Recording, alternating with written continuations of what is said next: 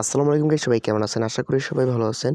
আজকের ভিডিও টপিকটা হচ্ছে এই অ্যাপটা দিয়ে মানে প্রিজম লাইভ অ্যাপটা দিয়ে আপনারা কীভাবে লাইভ স্ট্রিম করবেন।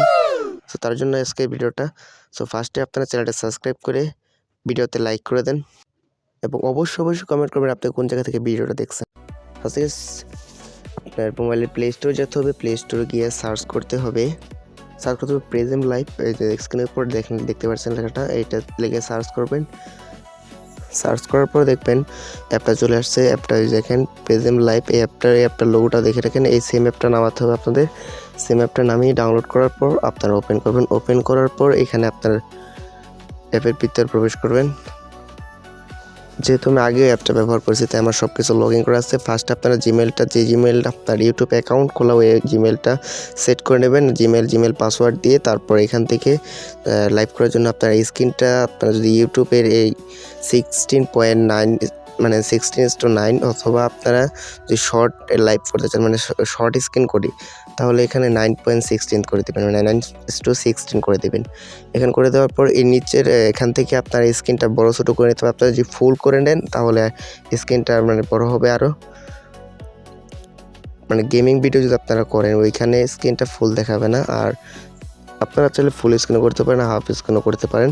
সো আপনাদের মধ্যে যেরকম ভালো লাগে আপনাদের কাছে। এখান থেকে এখান থেকে আপনারা অ্যাড করতে পারবেন, থাম্বনেল অ্যাড করতে পারবেন, এই জায়গা থেকে অ্যাড করতে পারবেন, আবার অন্য জায়গা থেকে অ্যাড করতে পারবেন।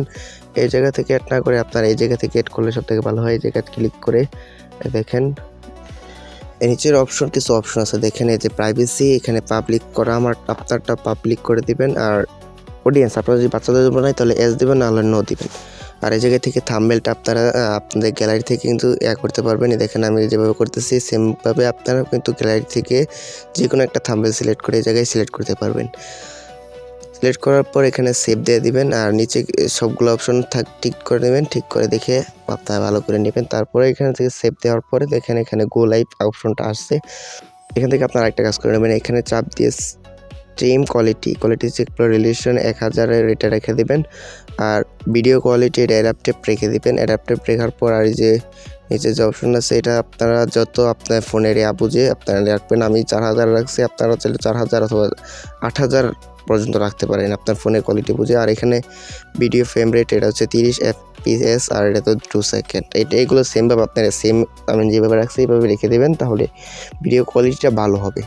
সো এখান থেকে সব কিছু সেট করার পর এই স্ক্রিন যে সেভারটা আছে এটা কিন্তু আপনারা অফ করে রাখবেন, নাহলে কিন্তু স্ক্রিনের উপর শুধু এটাই দেখাবে, আপনার স্ক্রিনে যে ভিডিও হচ্ছে ওইটা দেখাবে না। সো এখান থেকে গো লাইভ এস দিবেন। এস দেওয়ার পর এখান থেকে আপনারা যদি অ্যাপে করেন তাহলে অ্যাপ সিলেক্ট করবেন অথবা স্ক্রিন যে কোনো একটা সিলেক্ট করলেই হবে। এখান থেকে আমি অ্যাপে সিলেক্ট করে এখানে ফ্রি ফায়ার গেম সিলেক্ট করে চালু হয়ে গেছে। আমার লাইভটা কিন্তু চালু হয়ে গেছে। এই জায়গায় চালু হওয়ার কারণে কিন্তু আমার ভিডিও স্ক্রিনে আর কোনো কিছু দেখাচ্ছে না, এই জন্য।